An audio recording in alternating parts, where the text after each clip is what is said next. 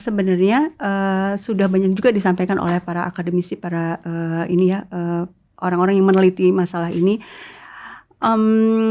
Sebenarnya orang, Yahudi dan orang Muslim di sana itu kan sejarahnya mereka hidup berdampingan Iya, dengan damai ya. iya. Nah, skenario yang sekarang ditawarkan banyak orang ngomong two state solution gitu kan.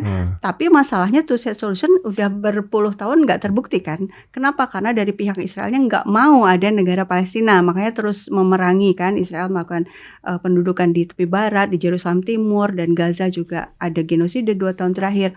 Nah, sekarang sebenarnya skenario yang lebih mungkin itu adalah referendum di tanah itu. Semuanya boleh ikut. Mendirikan satu negara, one state, yang demokratis, yang mengakui semua hak semua orang secara setara, nggak ada lagi apartheid. Nah, mungkin nggak? Wow, mungkin susah loh. Dan itu bukunya udah banyak yang bikin buku soal skenario ini. Ya, tapi kalau orangnya masih itu aja. Makanya syarat utamanya rezim Israelnya harus nggak ada lagi, tumbang rezimnya. Ini skenario ini sama seperti di Afrika Selatan. Afrika Selatan dulu itu kan tahun 80-an kan rezimnya apartheid. Ya kan, di mana kulit putih mendominasi, mendiskriminasi, melakukan kejahatan ke orang-orang kulit hitam. Apa yang terjadi kemudian? Rezimnya tumbang, referendum, bikin pemerintahan baru. Secara demografi, ketika orang kulit hitamnya lebih banyak dan ini demokrasi, ya wajar ketika presidennya orang kulit hitam kan. Nah, ini juga skenario yang ada yang ditawarkan banyak akademisi ya untuk Palestina ya.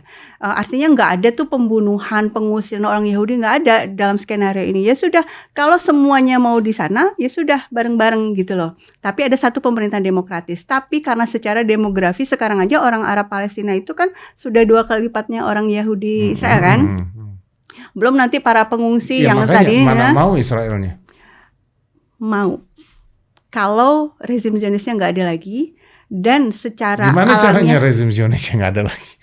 Orang sekarang yang berkuasa mereka bisa. Keruntuhan rezim Zionis itu gini.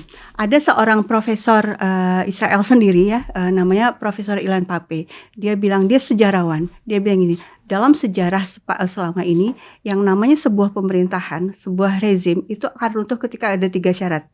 Ekonominya rusak, hancur. Kemudian kohesi nasionalnya sudah hancur juga.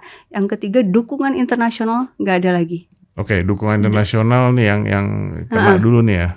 Iya, Israel sudah menghadapi yang 3 ini.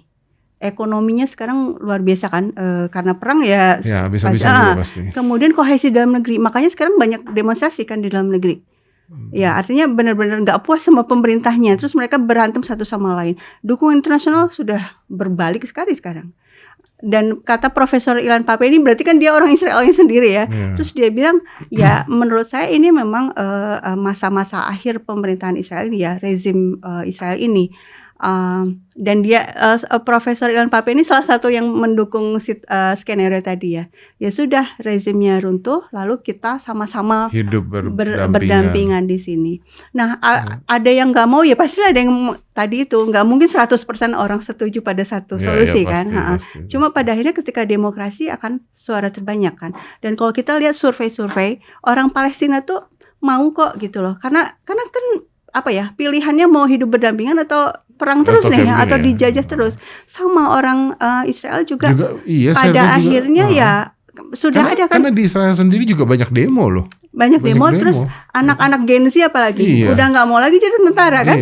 Karena dan mereka bahkan jadi aktivis sekarang. Banyak anak-anak Gen Z yang jadi aktivis, nggak mau perang lagi. Artinya ada situasi yang membuat mereka harus memilih. Dan skenario one state solution yang versi ini itu sudah mulai banyak disuarakan. Cuma di Indonesia kayaknya masih kayaknya nggak mungkin deh. Padahal kalau baca buku-bukunya sudah banyak buku yang ditulis oleh para pemikir soal itu.